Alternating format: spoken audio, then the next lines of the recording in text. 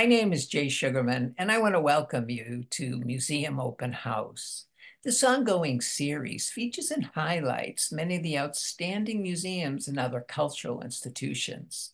The main purpose of most programs is to inform viewers about current and upcoming exhibits, various programs, resources, and other opportunities that are available for the general public. Today, via Zoom, we're fortunate to have as our guest Melissa Ziobro.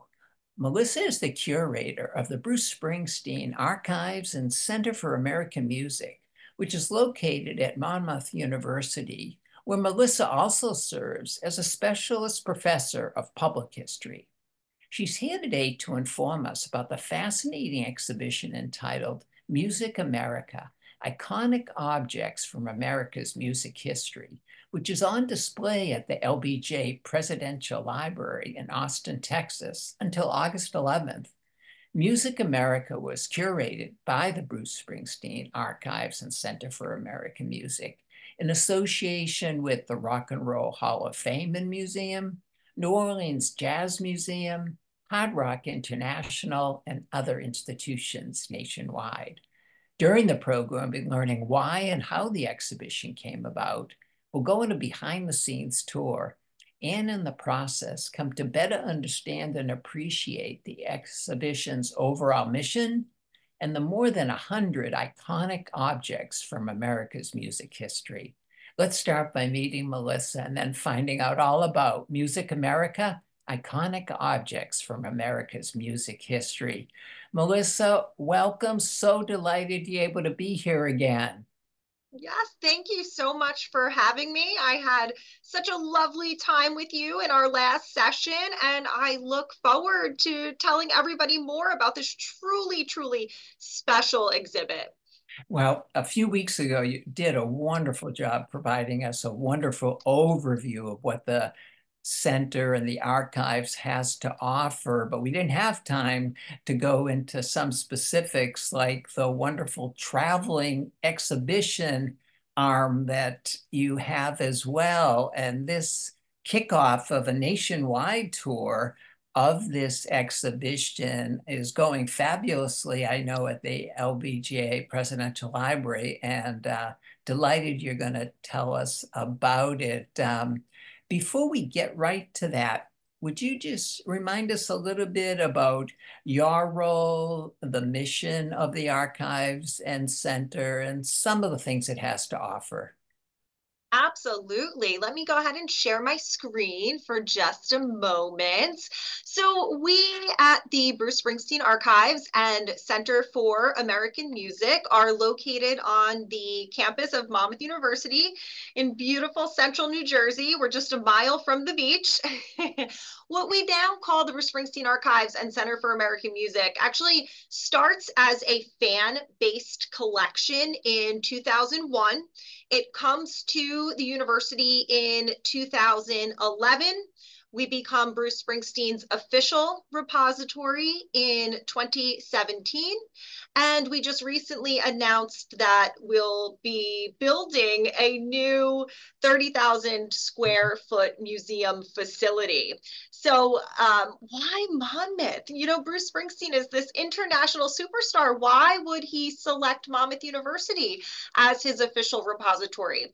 He's not an alum, although he did play here several times in the 60s and 70s. This is Bruce in front of our historic building, the Great Hall. So he's not an alum, but he is, of course, a son of the Jersey Shore, you know, raised in Freehold, New Jersey, which is roughly 20 minutes from us, plays the shore music scene, and chooses to raise his family here.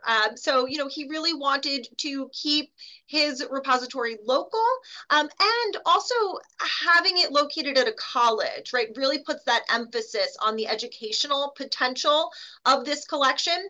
I would reemphasize that we are the Bruce Springsteen Archives and Center for American Music. So while we are Bruce's official repository, we also explore the diversity of American music history and all its artists and genres, and the way that music helps us understand who we are as a people. So as I noted, we've been very busy since we recently announced that we are doing the new build. You can see just some of the press covering that exciting announcement last October here. We hope to break ground shortly and to open in the spring of 2026, just in time for America's 250th. So we currently have our archive, properly housed and cataloged. What's in the archive that researchers are coming to see? Gosh, it's all manner of stuff, from rare bootlegs and photos and tour merchandise, but also now things from Bruce himself. So for example, this is one of Bruce Springsteen's mom, Adele's scrapbooks, right? So it's a really, really diverse, robust, and special collection. We have the archive, though we don't currently have exhibits on site. We'll talk more about exhibits in a little bit, but we do have a really ambitious schedule of programming.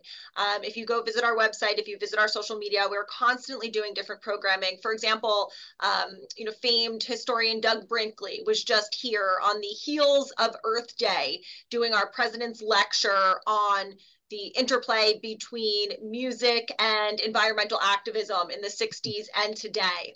Or we just, had our American Music Honors event where we recognize artists for their musical legacy and their social activism. So here you're seeing right on stage here at Monmouth University in our little 700-seat theater, Bruce Springsteen, Mavis Staples, Darlene Love, Dion DiMucci, John Mellencamp, and Jackson Browne. I mean, Wow. What a night that was. And it was an enormous fundraiser for the work that we do. We also have an oral history program. On the left, you see one of our amazing student workers, Carly, interviewing Marilyn Rocky, who was Bruce Springsteen's landlord when he wrote the album Born to Run. On the other side, you see myself and one of my students, former students, she's now a teacher on her own, Stephanie, interviewing Vinnie Lopez, who was one of Bruce Springsteen's early drummers. So it's a really, really wonderful collection, but it is all currently packed into this tiny Cape Cod house, which you see behind us here, which is why we really, really need that new building, which will be coming soon. So yeah, that's just a little bit of an overview about our history, who we are, and what we do. I hope everyone will go view our other session together. We do exhibits, to circle back to that, but our exhibits are primarily out at other institutions right now because we don't have a proper museum facility of our own. Our most recent exhibit, as you mentioned, is Music America, iconic objects from America's music history. We wanted to get in on the semi-quincentennial celebrations early and put together this exhibit, which, as you noted, brings together over 150 artifacts from institutions across the country to tell a comprehensive story of music history and, as I said, how it really shapes and reflects American society. So I think before I talk any more about the exhibit, we're going to try to show a brief video, right, Jai? Yes, we are. We're going to roll that in, enjoy it, and then continue our conversation.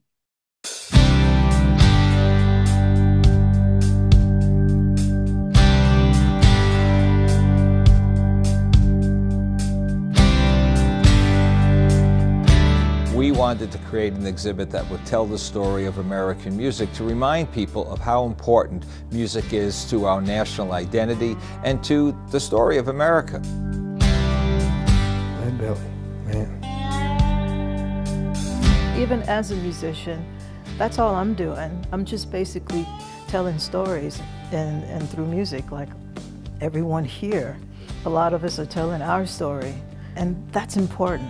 That's why this exhibit is important too. And we thought, since it's a music exhibit, you really want to have some music, right?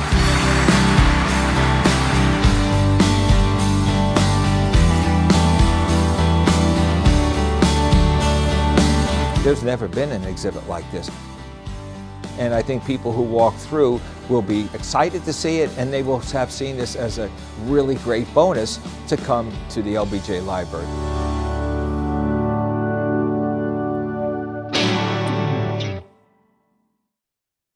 That was fabulous. I know you're going to share a number of images to expound upon that wonderful overview. What an opportunity to learn about these icons throughout our history, especially with the emphasis on music. Please continue, Melissa. Sure, sure. Let's go ahead and get those slides back up for you. So I came to work for the Springsteen Archives and Center for American Music in August. I moved over here from my faculty role in the Department of History and Anthropology in advance of the new building. And the concept for Music America was already underway. This was something that our executive director, Bob Santelli, had devised. And, you know, we joke it was like jumping into the middle of a roaring river, you know, to come and get involved in this project. We did the exhibit in roughly 6 months, you know, an exhibit that should have taken easily 2 years. It was logistically like nothing I had ever seen, because Bob has worked in the music museum field for decades. You know, he was previously at the Rock and Roll Hall of Fame and the Grammy Museum, among other institutions. He has all of these connections, which allowed this, you know, to work.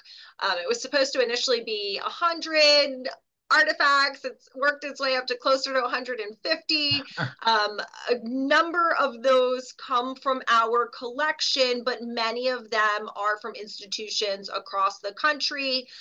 You know, you mentioned the Rock and Roll Hall of Fame, the Grammy Museum, the New Orleans Jazz Museum, et cetera, et cetera. But a lot of them come from the estates of the artists themselves and from private collectors.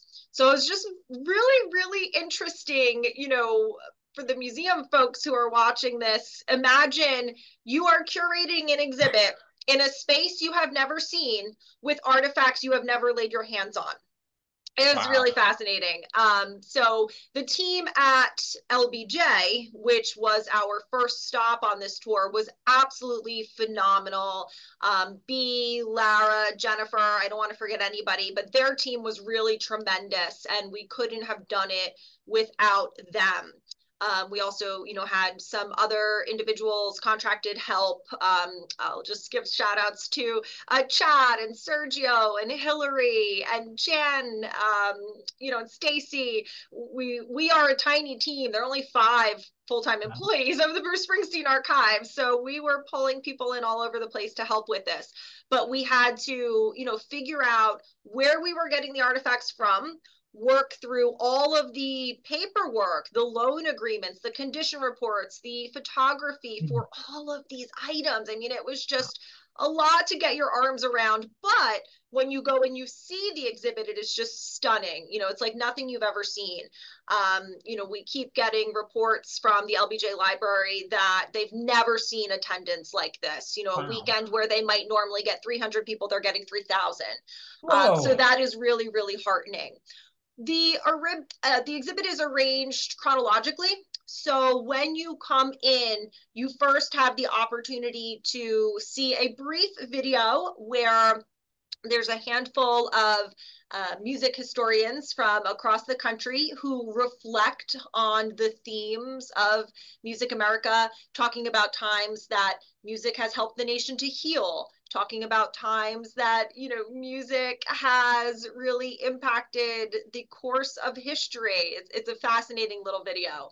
And then as you come in, I have to note that when we opened the exhibit at the LBJ Library in Austin, we had a wonderful opening concert featuring Lyle Lovett and a handful of other exceedingly talented artists who helped us kick things off, you know, on the right field. How can you have a music exhibit without some music to kick things off, right?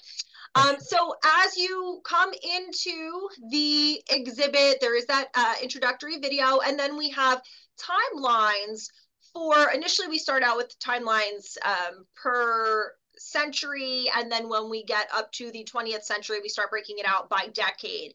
But the idea with the timelines is to intersperse the music history with the American history more broadly so that people can understand what's going on in America at the time that is, you know, bouncing off of what's going on in music history. So we go all the way back to the colonial period. And then there are the, you know, more narrative wall panels, you know, as you go through it to kind of orient yourself. The artifacts, my goodness, we would be here for 6 hours if we went through all of the artifacts, but I'll show you just a few highlights. This here is a large promotional Nipper dog. Nipper, of course, the logo of RCA. And so it provides an opportunity to talk a little bit about music merchandising. I mean, music has historically been big business, right? So we love the Nipper dog. Again, putting this together was so fascinating. We didn't initially have the, I'm telling little stories, behind the scenes stories here. We didn't initially have the measurements for the Nipper dog. And when this crate showed up, we're thinking, what on earth is in there? Oh my, it's a massive Nipper dog. You know, we're thinking it's like a promotional item you stick on the shelf. No, it's this massive Nipper dog. So he's a good boy. Here you see a number of different objects in this case. Of course, fan favorites in here are Frank Sinatra's ukulele, which we're told he used to serenade his wife. Also, you could just kind of see it. It's red there on the plexi. That's a handmade bow tie of Frank Sinatra's that we were lucky enough to get from his family. Two items in the front that I would point towards. There's a Meissner AM/FM radio tuner, and then the transistor radio. Woven throughout the whole exhibit is a look at the technology, you know, from the Edison standard phonograph forward. We wanted to look at the ways that technology has impacted the way folks get their music. That tiny red transistor radio there with its earpiece still attached has actually been a fan favorite because there's a lot of people who remember when the transistor radio came out, they were young, and it allowed them to now have their own music separate from, you know, the big cabinet radio or the big record player in the living room that your parents controlled. So interesting that that's been a very nostalgic item. I'd like to thank the Antique Radio Club's Antique Radio Museum at the InfoAge Science and History Learning Center in Wall Township, New Jersey. They loaned us many examples of music technology from wax cylinders forward. We've got a saxophone used by John Coltrane here. My goodness, we've got lots of stage costumes. You know, I bet folks can guess who the one on the right belongs to, right? That's clearly an Elvis piece. We were given a list of clothing items that we could borrow, that we could loan related to Elvis. And I said, this is not even a decision. Of course we have to have a jumpsuit. Like, there's not even anything to discuss, right? So the Elvis jumpsuit, in the center, you see an outfit from the Village People, right? So really covering all genres of music, and disco is not exempt from that. This here is a Dizzy Gillespie bed trumpet. I mean, you name it, we've got an example of it here. I love this piece. This is really nostalgic for me. Growing up, I loved Turner Classic Movies, right? I mean, I've been a history nerd from birth. So White Christmas, in my eyes, is one of the best movies ever made. We have here the White Christmas contract that Bing Crosby signed. I mean, it's just all of these really rare items that, you know, tell us things about American music history, but are provoking such nostalgia for people. Of course, we have to have some Bruce Springsteen in this exhibit here. So what you see on display here is the clothing that Bruce Springsteen wears on the cover of Born in the USA.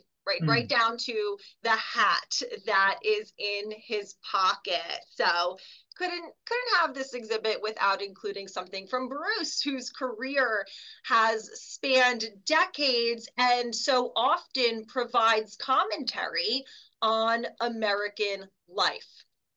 Now, the artifacts, my goodness, we go from, I just showed you a select few, my goodness, but we go from the earliest physical artifact we have in the exhibit is a 1771 hymnal from Boston.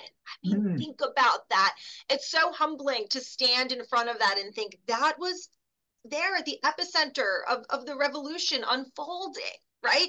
Yeah. And we go all the way through, Ray Charles suit and sunglasses, a dress that Nancy Sinatra wore in Vietnam, entertaining the troops, all the way through the present day with, stage costumes from Lady Gaga, stage costume and guitar from Taylor Swift, who is perhaps, the largest music star in the world right now. So the artifacts are amazing. They work with the timelines and the text panels to really weave a comprehensive and engaging story. And then we've got our song bar, which I absolutely love. This gentleman here is standing before our song bar.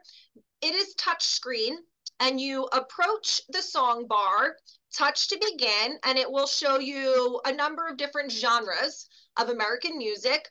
And then you can call up samples of 100 songs that we've curated to kind of walk folks through American recorded music history, from field recordings of folk music and all the way through. We've got disco, we've got rap. So there is something for absolutely everybody in this exhibit. And I'm not surprised that they are enjoying such wonderful crowds.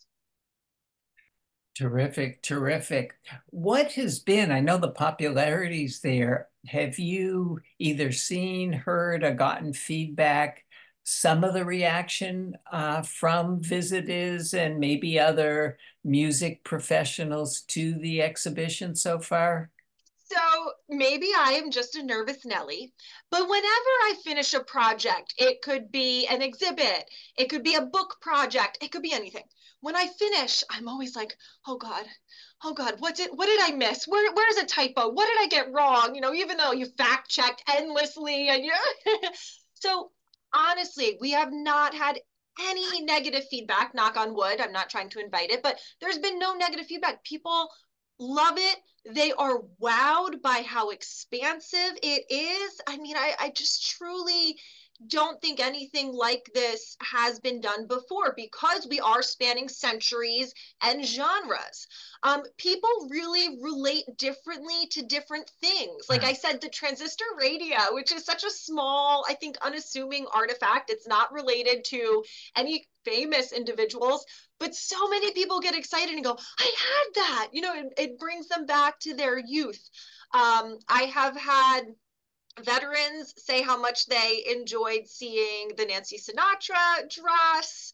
I have had people comment on how the women's fashion kind of illustrates women's changing roles in society, because we have this gorgeous opera gown that is on loan from Liberty Hall Museum here in New Jersey.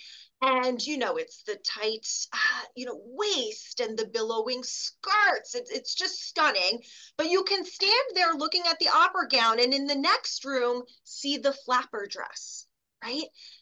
And what a juxtaposition between what you would have worn to go to the opera in the late 19th century and how liberated women were daring to bear so much more skin during the Jazz Age. And then forget it, we get to Nancy Sinatra's dress and all. But I mean, it's really, everybody finds something different that speaks to them. Has the library been having any related programming to the exhibit? They have done some related programming. For example, shortly after it opened, they hosted a special night for educators to come through and see how they might incorporate elements of the exhibit or music history more broadly into their classrooms. They are having an incredible multi-day teacher training workshop in June that I can't wait to go to. I'll be speaking Oh, on the music of the Vietnam War era.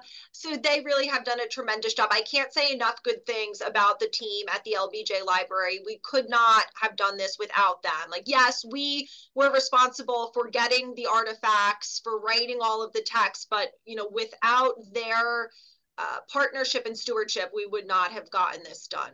oh, it sounds like an incredible collaboration. I mean, as you mentioned, pulling this all together from beginning to end in 6 months is unheard of. So kudos to all of you involved. A few words about the national tour. What's involved after Yes. Texas? So there's been a lot of interest in the exhibits. We are close to closing our deal with the Grammy Museum, Mississippi, as the next stop. We believe it is likely to go back to Texas for the Bush Library, but then we're talking with all manner of other institutions, particularly throughout the presidential library system, because they're hearing the great feedback from LBJ. Now, what's really interesting about this exhibit is, let's say you're sending a photography exhibit out on tour. Okay, I'm going to pack up 50 framed photos and send them and hang them on your walls. This, my goodness, everything has to get packed. We have to figure out which items can continue to move, right? So I've got to check in with all of these loaners now, make sure that they have the condition reports for the next location, that they understand who we're using for shipping. There's several $1 million worth of insurance on this, that institution.